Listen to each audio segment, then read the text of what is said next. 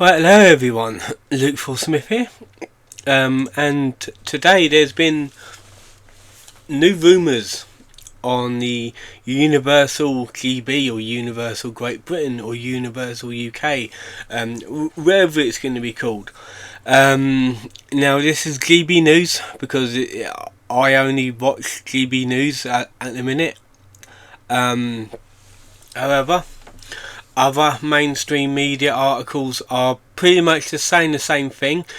Universal might be announced this week, possibly. Personally, I don't really, I don't really believe it as much.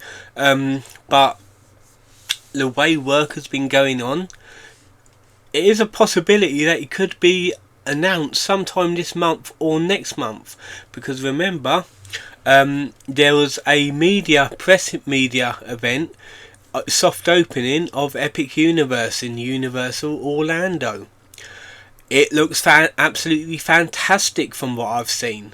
So it might mean that we might get a Universal Great Britain announcement sometime very soon. So let's read it. Let's just read it.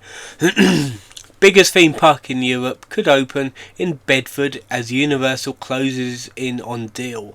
So, in the past they have been trying to get a deal with the government for like taxes, pay, that sort of thing. What they can have, what they can't have, that sort of thing there. Theme park could be modelled on the roller coasters. Would be modelled on the roller coasters and experiences at Universal's parks in Orlando and Hollywood. What about Singapore? Pretty sure it's a Universal at Singapore as well. Universal is on the verge of securing a deal to build what would become Europe's largest theme park on a 500-acre former brickwork site near Bedford. Would it be the biggest one though in Europe? I've seen the land. Doesn't look that big to me.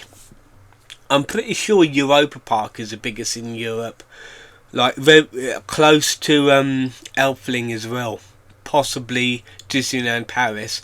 I don't think this is going to be the biggest park in Europe. The American media giant Comcast, which owns Universal, is close to finalising terms that would transform the industrial land into one of Europe's premier tourist destinations. That's better. An announcement would come as early as next week, according to sources close to the negotiations, which would have been ongoing since last summer. So they've been negotiating for almost a year now. Officials have been accelerating efforts to secure a deal over the recent weeks. So that's the thing. Some media outlets have been saying, oh, there might be an announcement this week, but GB News is saying possibly in the upcoming weeks, which I kind of believe GB News because I don't think we're going to get an announcement this week. The scheme could generate nearly £50 billion of economic value to the UK over its first 20 years, according to analysts by Universal Destinations and Experiences. That would be a big boost to our economy, but would Starmer allow a boost to our economy? Of course he fucking won't. The theme park and resort expected to support 20,000 jobs in total. Nearly half of these would be direct employment, with the remainder providing services to supply the site.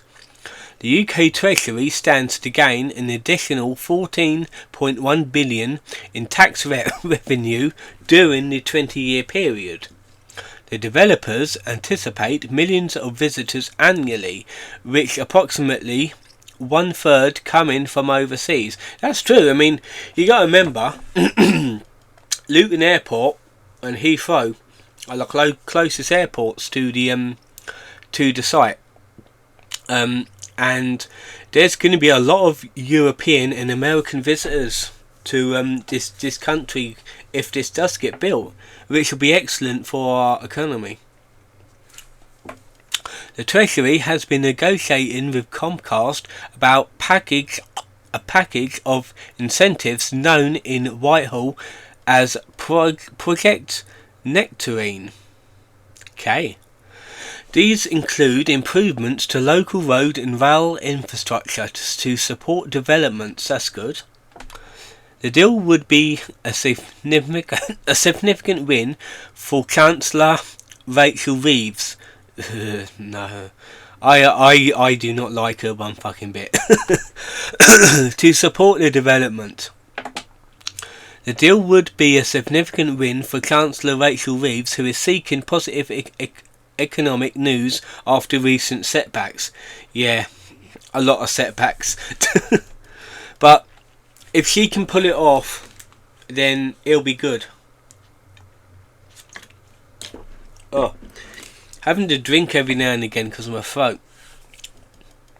Where was I? It represents a major new commitment by a US company to the UK, where Comcast already owns Sky Broadcasting Group. That's true, they actually own Sky. I didn't realise that before. Government sources have stated that the talks are ongoing and nothing agreed yet. Basically, this is what's been happening for months. Nothing's been agreed yet. Although not directly linked, the planned theme park would tie in to the government's wider ambitions for the Oxford-Cambridge Arc region. Okay, I don't really know what that is. This includes the delivery of east-west rail routes and an expansion of Luton Airport announced this week. So that's probably why they're expanding Luton Airport. They're giving it a third runway. It's probably so it can have a rail-wide route, which would be good, by the way. The Luton Airport expansion is seen as key to increasing transport links to the site. The government announced earlier this year it was backing the Oxford-Cambridge Growth Corridor. So it looks like we are getting new train routes, Oxford-Cambridge train routes, which again it's good. It's decent.